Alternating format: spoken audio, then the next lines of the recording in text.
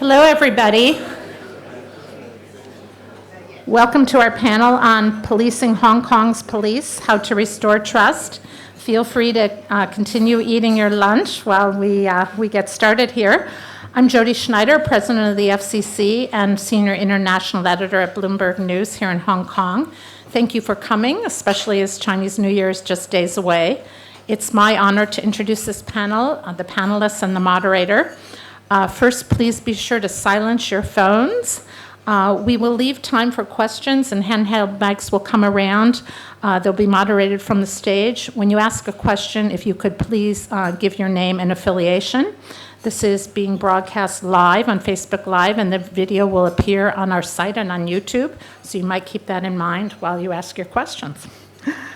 So the title of I gave you the title of our panel. After 7 months of protests, the Hong Kong police force has become villainized by a large swath of Hong Kong. Sympathizers say the force unfairly has borne the brunt of popular dissatisfaction, tasked to respond to what is essentially a political problem playing out on the city streets. Others, backed by data and evidence, say the police force now lacks discipline and accountability as officers routinely violate their guidelines and use excessive force without accountability. The government's police watchdog, the Independent Police Complaints Council, is preparing an interim report on the causes of the protests, which is due to release soon, yet has lost credibility after international experts tasked to consult in this process quit, citing its ineffectiveness. This panel today will explore where we go from here, and can Hong Kong rebuild its broken relationship with the police force short of a fully independent inquiry into their conduct. Our panelists include Lawrence Ho, who is an assistant professor in the Department of Social Sciences at the Education University of Hong Kong. He's a leading expert on the Hong Kong police.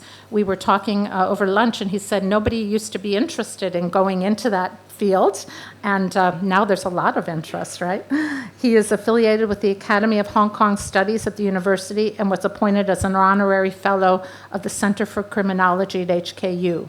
His research includes the history and sociology of colonial and decolonized policing, public order management, and policing youth and deviance, and he's written books on those topics. Clement Lai is a 22-year-old veteran of the Hong Kong police force who founded Clement Shield Limited, a private security firm, 5 years ago. After joining the police force in 1992, he was appointed close protection officer for the visits of Chinese presidents and premiers, as well as some overseas dignitaries, including then U.S. President Bill Clinton. He took charge of the airport security unit, established the counterterrorism response unit, and was promoted to superintendent in 2012. Doriane Lau is a researcher at Amnesty International East and Southeast Asia and Pacific Regional Office. She focuses on general human rights issues in Hong Kong and LGBTI rights, human rights defenders, and the use of the death penalty in mainland China. In her role at Amnesty, she is also working on a briefing on the need for an independent inquiry into the Hong Kong police and what it should look like. I wanted to note that we invited representatives of the Hong Kong police force, offered several dates for them to attend, yet they have declined. We will continue to invite them. This panel is moderated by Shabani Matani, who is the Hong Kong bureau chief of the Washington Post and a member of the Board of Governors of the FCC. She helped lead the Washington Post reporting that led to their year-end story titled, "In Hong Kong Crackdown, the Police Reportedly Broke Their Own Rules." The Post in that story and the succeeding ones explored more than 100 pages of detailed guidelines for use of force and training, which had been broken or ignored by officers during the unrest in Hong Kong. I look forward to an interesting and lively discussion and provocative Q&A. I give you our panel.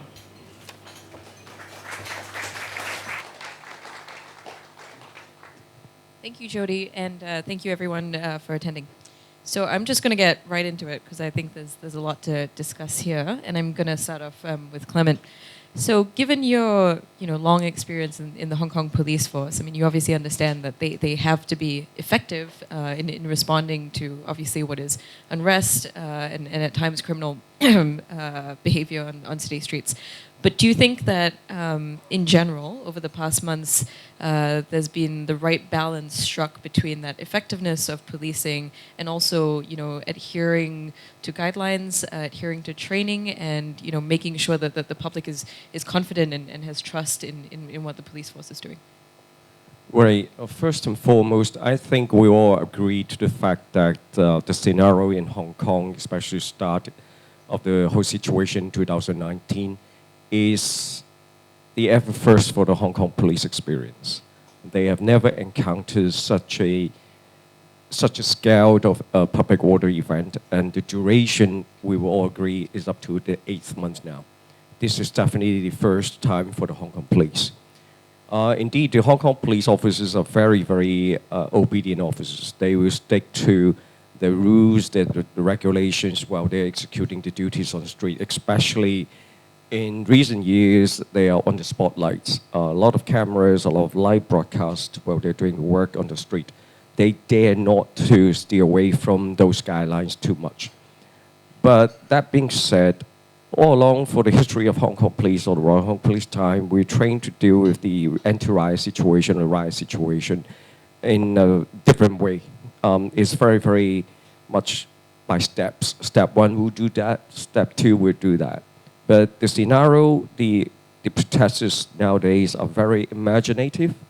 They creating a lot of new tactics. They are very determined. I think that they have definitely taken the Hong Kong police by surprise. So in a way, there are a lot of new, young, and not quite experienced police officers immediately deployed to be on the street dealing with such situations. There are times we have seen some officers definitely quite hesitating what to do. If without an order by the senior officers, they will have to take their own initiative to deal with the situation. I would agree to the fact there are some scenes we've seen on TV is definitely not too spectacular. But that being said, I can speak, having my experience on the street as a commander, the officers that be pretty nervous themselves. They're not 100% confident in such situation, and they will believe by using the next level of force can achieve their professional objective. So I often said to some reporters during some interviews is that what we need to really deal with the Hong Kong police officers at the moment is the senior officers, the leadership to really manage the frontline officers' adrenaline. They are doing the right thing in a way, but by doing the right thing became doing the wrong thing sometimes. So their officers, I would agree, they were using a little bit unnecessary force when dealing with some of the protesters or the potential arrestees. But who is there in the front to lead them? For the past 2 decades or so of the Hong Kong police force, the senior management are concentrating on developing their managers rather than developing their operational commanders. Because in the good old days of Hong Kong, everything very peaceful. They're thinking they should be more progressive. They should turning the police force into more of a service rather than a control force. So they concentrate a lot developing those managers. But unexpectedly, last year onwards, they require a lot more capable operational commander on the street to manage their officers' tactics, and more importantly, is their officers' psychology, their adrenaline. So there, unfortunately, we saw something we do not really want to see on the street. By building the trust, it's not a matter they would do it after the whole situation is settled. They need to start thinking about how to build the trust now, especially the new commissioners are coming on board. The new commissioner is using what we call the early intervention strategy. In a way, it is effective because that strategy is really discouraging for some potential aggressive protesters to go on the street, or whereby we call the PNR, the peaceful, non-violence, and reasonable protesters to be on the street to express their views. They are thinking twice now because the police early intervention strategy is merely using a large number of officers, calling off the groups and stop them and search them, and in addition to checking on the ID card. And unavoidably, these people were thinking where the data will go, the ID numbers, the names, where it's going to be recorded. So this is a discouraging effect. But that being said, such strategy will have a disadvantage. For example, on the 1st of January, the early intervention, meaning they stopped the public processions from Causeway Bay to Central while they reached Wan Chai. But the police management need to think, what about the second half of the procession parties? Suddenly got told, we call off this procession. They get frustrated. They got really frustrated. And then ended up some of the problem may spread over to other regions of Hong Kong. Some will take the MTR, some will take the bus to go to Kowloon, Tsim Sha Tsui, Mong Kok area to stage their dissatisfaction on the street. So they need to be a little bit more careful. And Doriane, as Jody mentioned in her intro, one of the things that Amnesty has been working on amid sort of collecting as much evidence and data that furthers sort of human rights and looks into the conduct of police is the need for a fully independent inquiry into police behavior. Can you talk a little bit more about why you think that is the key tool for us to try to restore sort of trust and accountability at this point? And some thoughts on what do you think that process should look like? I think a very good point that Mr. Lai has made just now is that currently what the police is doing and the tactics that the police is adopting is not effectively responding to what's happening right now. When we talk about trust, especially towards law enforcement, what we are really talking about is whether or not we think they're reliable in doing their job, i.e. to enforce the law and also to bring people to justice. And that also include to police assemblies and also allow people to exercise their rights while the police is trying to keep public order. The reason that Amnesty International thinks an independent investigation and an establishment of a commission of inquiry is important and timely right now is because, one reason is because the existing mechanism for investigating police misconduct is not working. A lot of the UN commissions have actually, UN committees have commented repeatedly on the lack of independence and also lack of investigative powers of such a mechanism to look into police misconduct. And actually our organization and many other organizations have received a lot of evidence of police excessive use of force and also adoption of aggressive tactics when they police assemblies, which again is in contravention of international human rights standards, because in situations like mass rallies, police do have the responsibility to not to prevent escalation, unnecessary escalation, and B, to attempt non-violent tactics before they decide to use force. But in many cases, including the rally on 1st of January and the many rallies before, we see police use force in a very excessive manner. We have received evidence of people subjected to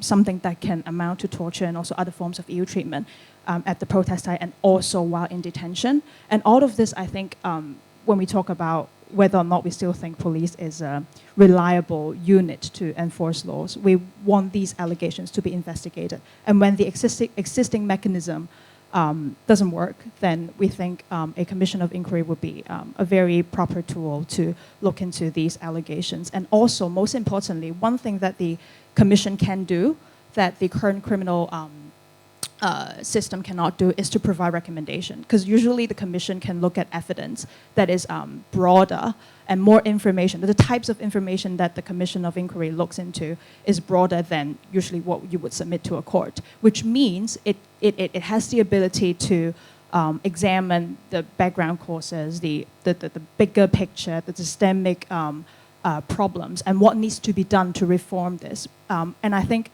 only when this sort of recommendations are suggested and that the government follows it, then people will start to trust the police and also the government again.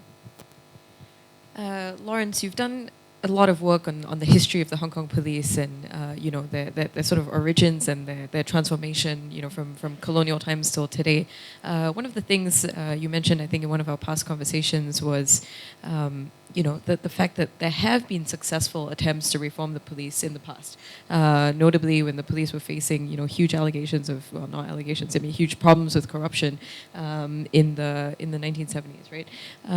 What was done at the time, and what do you think the lessons for that episode are for Hong Kong, today? I think it's a really complicated story because honestly, until this moment, I think that a lot of people who are outside Hong Kong, particularly from the north of the Hong Kong border, think the Hong Kong police perform excellently. So I think this actually creates a very huge gap about the impression of Hong Kong policing, even within China or within the Asian region. I think one of the very important dimensions based on my research that has been done in the past few years is that Hong Kong people view the police based on their impression. That is, they think that because of some reason, because of their media exposure, entertainment exposure, they like to watch the films or whatever, they have interaction with the police officer, or they have friends or family members who have police officers. They actually, based on this kind of personal interaction experience, to judge whether police is trustworthy or not. In these years, I think basically after 2014, the situation become polarized because the impression has been a little bit polarizing as well. It depends on whether you meet the first policing episode in the street or at some other scenarios. But in general, Hong Kong actually inherit based on historical context. I haven't been a police officer for a single day, so I do not have operational experience. But I know that from the historical and institutional point of view, Hong Kong policing actually inherit a historical legacy. That is the colonial legacy. Hong Kong policing actually developed a paramilitary policing system, which is not the service-oriented model as already mentioned by a lot of police chiefs in the past decades. It can be turned to become a quasi-military, a light squad in case of necessary. I think in 2019 you noticed this very well. And at the same time, the nature of policing itself hasn't been touched or realized by a lot of Hong Kong citizens until it become so-called a kind of discussion topic after this kind of crisis emerged. So Hong Kong police was historical, was colonial, and at the same time the law they embedded can be also very draconian because it was the colonial set of regulations. It was basically developed in the 60s after the riots. And it also empowered the police a lot if they would like to make use of the full discretion. I just noticed that Ms. Lai as well as Ms. Lau also mentioned some points related to the police power. From my point of view, of course, I am not a legal expert, but I noticed that based on the current framework of the legislation or police order, it is quite easy for the police officers to find an escape clause to justify their level of violence. Because actually they possess much discretion. Discretion is something not very, very legal. It is not a legal term. It is a very subjective and impressive term that actually allow the executive authority to use it liberally. But I think the main point is in liberal democracies, in normal circumstances, this kind of discretion, the exercise of discretion is subject to some kind of check and balance. I think the case right now is that whether we fully trust the oversight mechanism in Hong Kong is useful or effective to cool down the whole so-called controversies right now. I think Ms. Lau just mentioned that IPCC seems not very workable in this moment. I just read through the policing literature.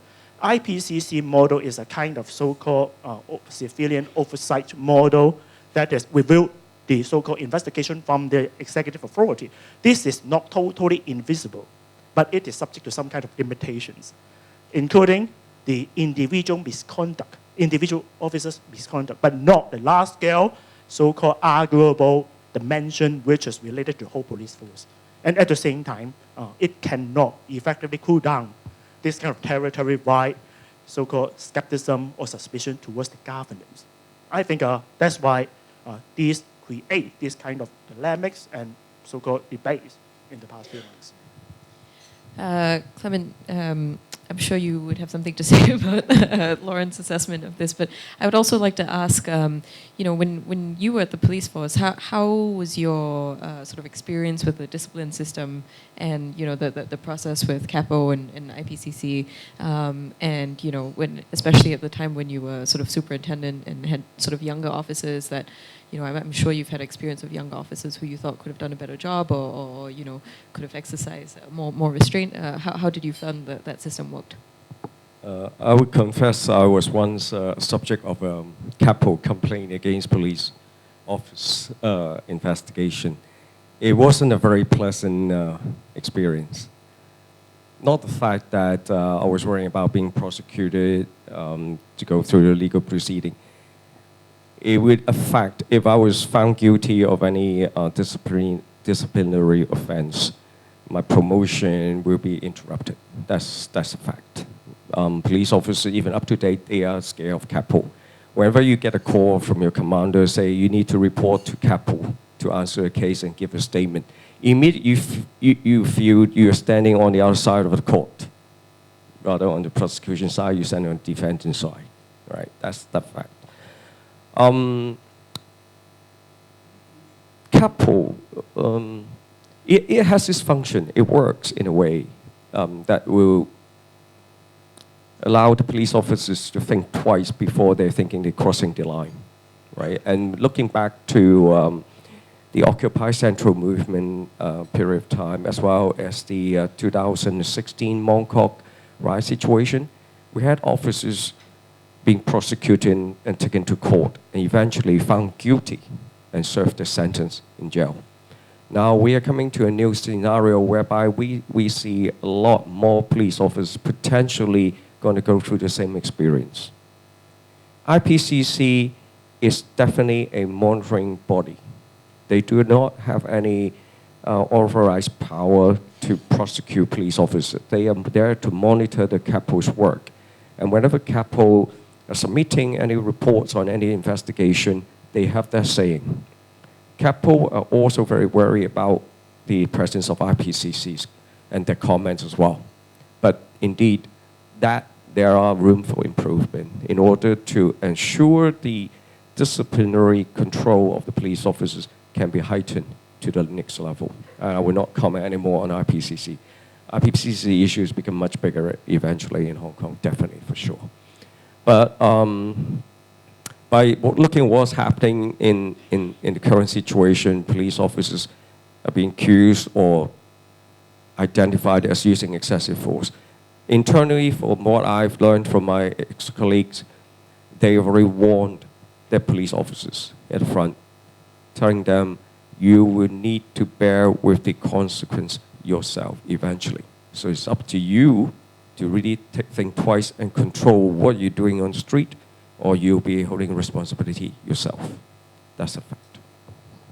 And if I could just follow up on one thing you said earlier, you mentioned that a lot of the management of the police are kind of trained more as managers in this sort of environment. Do you think it would help if there were sort of higher level, sort of, superintendent level and so on, going out to the front lines with some of the PTU officers as well? Do you think that can help, create that sort of accountability by the fact that your superior is on the front line with you? Because I don't think that's something we've seen a whole lot. Just in response they to are out there. They are out there. Definitely they are out there. But they are in disguise as a manager in the rank of superintendent and above. What I mentioned about being trained as a police manager rather than a police operational commander. Operational commander, they have a stronger leadership tactically and psychologically. They're there to give order and control the boys what to do and what not to do. Managers are on the street to take order from the senior management and just follow the step 1, 2, 3, and then report back to the police senior management after what you've ordered me to do. But operational commander, they have their own thinking, they have their own training, they have their own caliber in order to control the situation and making the right sound judgment. Now, what we need to have more, we've seen a couple of names, very famous operational commander constantly deployed on the street, but not in our nationality. I don't want to mention the names, because they are notoriously very effective operational commander all along within the career in the police force. Now, what about those local police officers who didn't have a chance to, or the opportunity the police force provide them to be trained up as an operational commander? And I think this is something the police force need to really seriously re-examine, the need of operational commander to be deployed on the street rather than managers. So if we have those operational commanders on the street, I think we can avoid a little bit more of these ugly scenes we see on TV, on the reports. Doriane, we've obviously seen a lot of kind of statements and evidence and reports from human rights groups and others, but it seems that the Hong Kong government is still pretty firm on their line, right? That they reject this independent inquiry and that they basically have dismissed quite a lot of what the evidence has been presented to them. In this sort of environment where it does seem like accountability is so difficult to achieve, what do you think the role of is groups like yours, and what do you think needs to be done, further than what's already been done to kind of move the needle at all? That's a really difficult question. I think for groups like us, one of the things that we definitely need to keep doing is to provide credible evidence of police excessive use of force and the human rights violations that allegedly happened during the protests and also the aftermath of the protests. I think Mr. Lai just gave a really good analysis of what the problems are, and I think the very fact that we know these problems and the very fact that we keep telling the police, this is happening, please change, and this is not happening, has given it sends a very strong signal that it has to be changed, and by telling them, through IPCC or through different opinion leaders in the society does not work. So I think what really needs to happen right now is that civil society organizations need to keep doing their work, and many of the journalists here also have been trying really hard to collect evidence and also to report on the human rights violations that has happened, and also I think especially for Amnesty, we are trying very hard to list out all of the international human rights standards on commission of inquiry. Actually, the United Nations have done a lot on this and have a lot of principles. For example, on the composition, on the mandates of power, on the resources that is needed by a commission of inquiry to actually do their work, to actually come up with recommendations, and also a process that can generate findings and also outcomes that the government can follow up on, and also for the criminal procedures, for the courts to consider. So I think this is something that's also very important. Yeah. Lawrence, you mentioned that Hong Kong obviously has the history of this colonial policing and all these rules that or legislation that can turn it quite quickly into a sort of paramilitary force.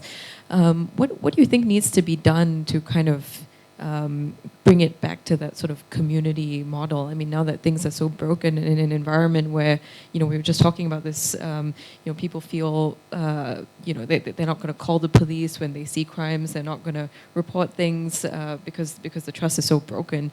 I mean, how can we even start, rebuilding this idea of community policing? I mean, I've spoken to obviously experts who've done this in places like Northern Ireland, right, where obviously the situation was so bad, and it took like all of society and all of government effort to sort of overhaul it because things had gotten so bad. But in your opinion, now that we're at 8 months or whatever, what can be done? I think your question touches two very important dimensions about Hong Kong policing. First of all, is the nature of it. I would like to echo with what Clement has mentioned. That is the dilemma of the operational expert and the managerial expert. I think this dilemma basically come from the nature of Hong Kong policing, as what I've mentioned, is a kind of paramilitary police force. If it is a paramilitary police force, in combination of anti-riot function and community policing function, as mentioned by a lot of police chiefs in the past 20 years, I think it actually creates the possible dilemma once the crisis emerges. If the nature cannot be changed, I think this kind of dilemma will be repeating, definitely. Because what is the service, what is the purpose of the Hong Kong police? It will always be discussable, and so-called controversial topic in the forthcoming years. Who do they serve? How do they serve? I think this cannot be resolved. I think the main reason for this is after the 60s, after the 70s, the government actually would like to promote some kind of community policing practices. I have to emphasize the last word, practices. Doesn't mean the community policing model entirely. Hong Kong actually did not practice the community policing model. We are still in colonial policing model with community policing practices since the 1970s. The word practices means that there are a lot of decorative stuff, a lot of practices that are similar to community policing, but it is not a community policing model. So if this kind of nature cannot be revealed, and if the top leaders cannot set a really, really clear direction, what should we go, or we cannot have a consensus, I think this kind of dilemma will be appearing again. And maybe someday, some years later, in a so-called non-stop manner. The second point is about the reform. I like to research policing or civil service agency from the so-called bureaucratic angle. I think police is a typical bureaucracy. Bureaucracy can only be reformed from top-down manner, but cannot from bottom-up. That means if the citizen would like the police to make a reform, if individual police officers at the frontline level would like to push up some kind of reform, it would not be succeeded unless the top leaders means the police chief or his leader, his bosses.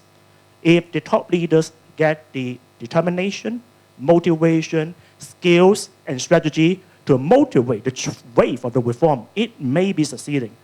I get this kind of conclusion just because in past few years, when I have chance to talk to overseas people in different universities, overseas, non-local universities, they keep on asking us, why Hong Kong reformed the police so successfully in the 1970s? Because they think that, basically the syndicated corruption has been removed. A lot of Asian countries actually cannot do the same.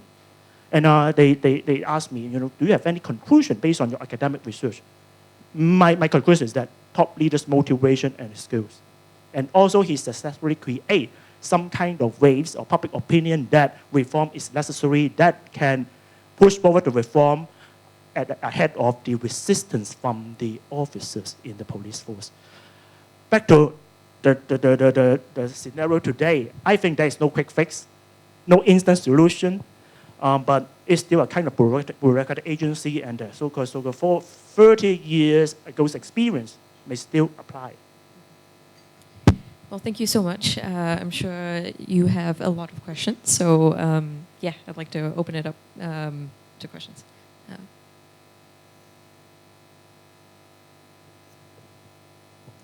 Please state your name and your affiliation. Okay, I'm Houghton Lee, a member of FCC. I just 3 short questions for your panel. First for Mr. Lai Clement.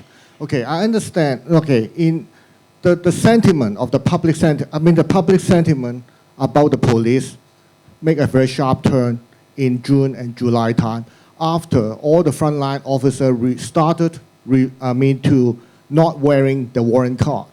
Okay. I know from operation-wise, it's not a big issue, but from public relations standpoint, it's a very serious issue, especially above the middle liner in Hong Kong.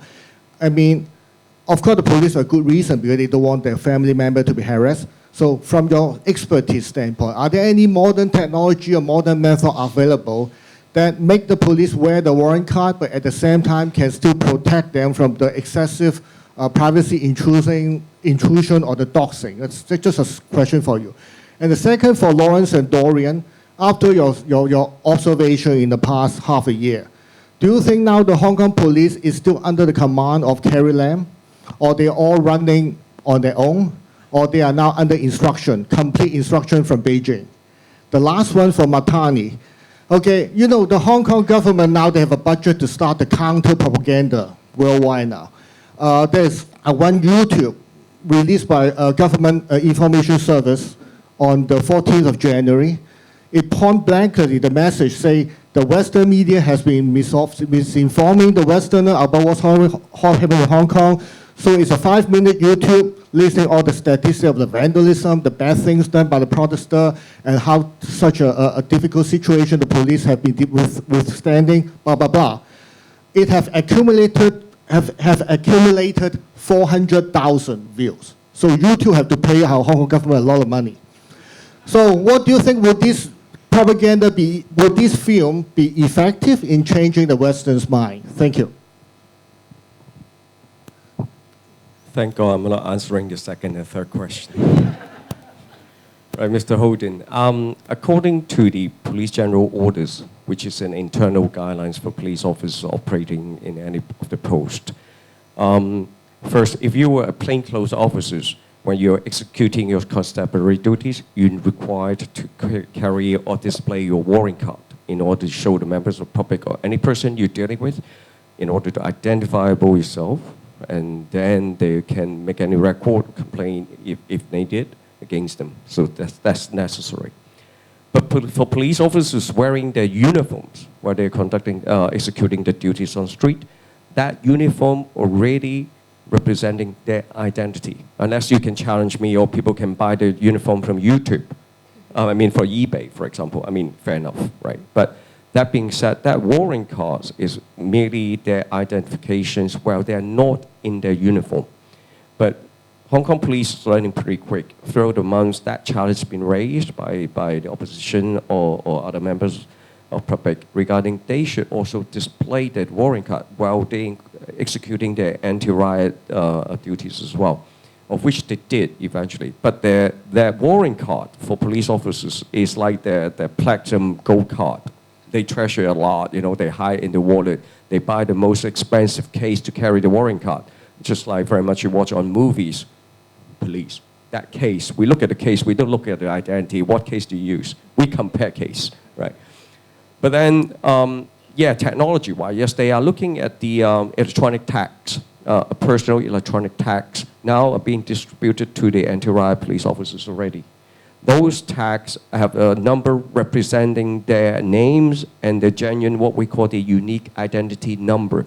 So in order to identify the officer's name, in order to avoid any harassment to their family and their own personal details, they use this electronic tag now to be distributed for police officers to be carried on their tactical vests nowadays. So doing something about it.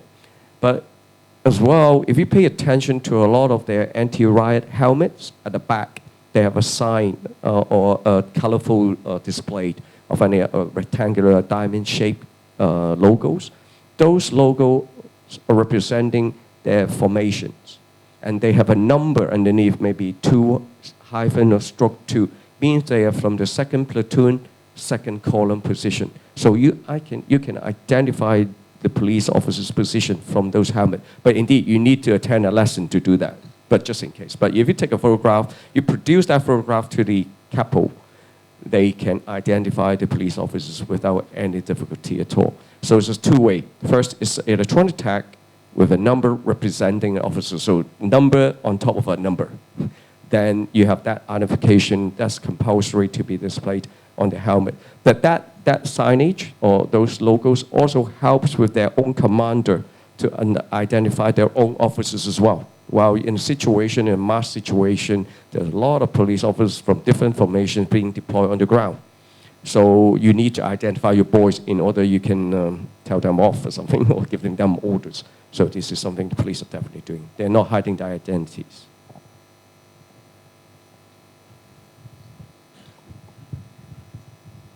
It's about the line of command, right? And again, I am not an insider. I know nothing about the real so-called secret. But from the so-called documentaries, I think based on the basic law we have read, we noticed that all the principal officials are nominated by the chief executive and then appointed, substantially appointed by the Central People's Government. But interestingly, there are at least 3 to 4 persons in this kind of category are civil servants, including the Commissioner of Police. That means, from the academic point of view, theoretical point of view, Commissioner of Police or Director of Customs, Immigration, they are the civil servants. They are the civil servants. But at the same time, they have to some sort of due accountabilities. They have to be accountable to the chief executive, who is supposed to be accountable to Hong Kong people, and who is supposed to be elected But at the same time, he or she, this guy, these 4 persons, need to also be accountable to the Central People's Government. Now, I know nothing about the operation, but the point is, based on this kind of very, very academic point of view, this actually creates some kind of suspicion and arguments. Who should he or she be accountable to? Or at the same time, if she or he really have 2 accountabilities at the same time, I think this is really, really, really paradoxical, because if the Central People's Government and the Chief Executive of Hong Kong have different direction of understanding, different orientation towards the resolve of the issues, the means, the strategies, I think this would be a little bit controversial. Second point is about whether he or she duplicate some kind of methods to work or manage the Hong Kong protests.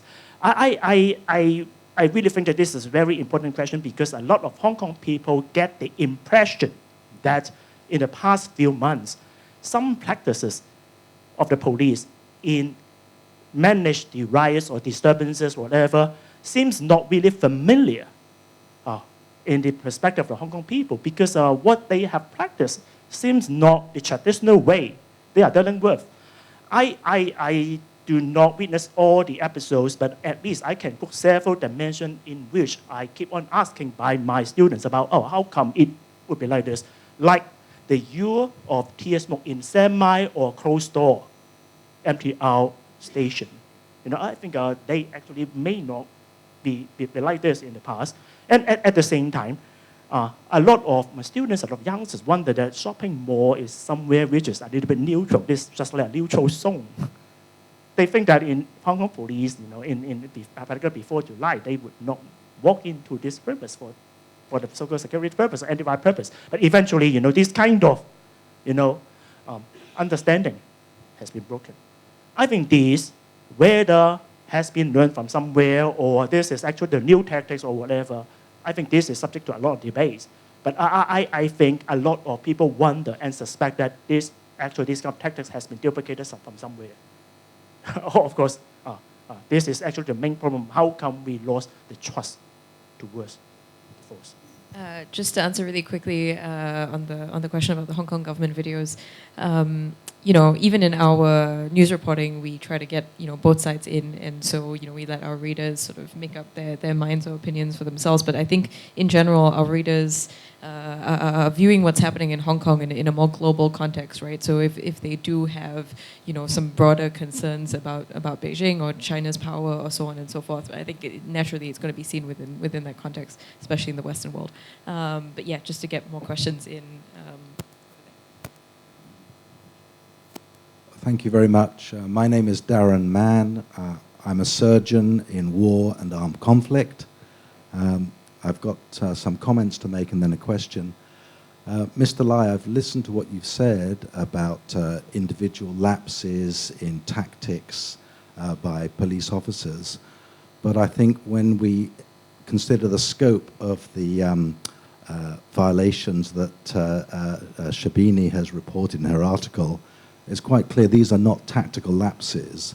These are actually strategic failures, permissive strategy that's been allowed by higher officers in command.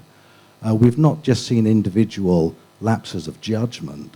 What we've actually seen are violations of international norms, law of armed conflict and humanitarian norms. And we're seeing widespread failure of precaution and distinction and proportionality. And the accountability for this, for the Hong Kong police, is going to fall far outside of an independent commission of inquiry within Hong Kong. My comment is that we are dealing with essentially an insurgency, and I've been involved in many conflict zones with insurgencies, and history teaches you cannot police out an insurgency. You cannot stamp out militarily an insurgency. So my question to you is, should the police actually be saying to the government, policing is not going to work and you need to consider an alternative? Like I mentioned in the first comment, this is the first experience for the Hong Kong police in the Hong Kong history. They've never encountered such a prolonged and such political related situation they need to face with. Police officers not trained politically. And more importantly, Hong Kong police top management, they have a lot of confidence in themselves. And they are quite reluctant to turn to anybody to say, help me, right? They believe in themselves a lot. In such a situation, if I was still in police, I would recommend the commissioners to think any other sources who can be able to help them, to give them advice in order to deal with this situation. And I'm pretty sure in a way, the Secretary for Security was from the police too. They must have some discussion between the Security Bureau and the Hong Kong police top management regarding the situation, how they're going to deal with it. Meanwhile, what we can see with the Hong Kong police, merely a tour of the community, rather than a solution or a problem solver for the government or to the country. So meanwhile, this is something what I believe the leadership of the Hong Kong government need to reconsider how to empower or to equip or to advise the police what to do, rather than just deploying their officers in groups going to come out and deal with the situation day in, day out. It's not an easy solution, but this is something require a big brain box to think. Well, almost out of time, but just one last question. I have a question for Mr. Ho, which is actually a bit more general. We have seen in the past few months that there have been a lot of protests worldwide, and one thing that seems to me to be a commonality is that police generally has been militarized, even in places where there isn't this paramilitary structure to the police. And I don't understand whether this is due to the fact that just police has more weapons, more gadgets, or whether this is because of a different international training, international attitude towards protests. But it seems that globally, police violence has become a bigger problem than it used to be than 10 or 20 years ago. So I was wondering whether you have any perspective on this issue. Quick answer, okay? And about escalation of violence, no matter for the protesters or the police, I think it has been a general trend.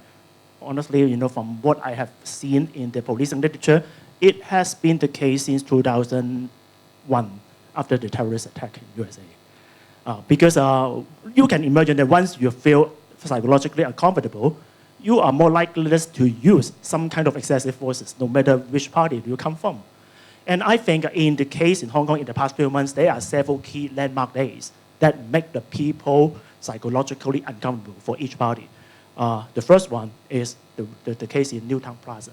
As what I've just mentioned, people do not expect that the police, riot police, enter to the shopping mall, which is supposed to be a neutral zone.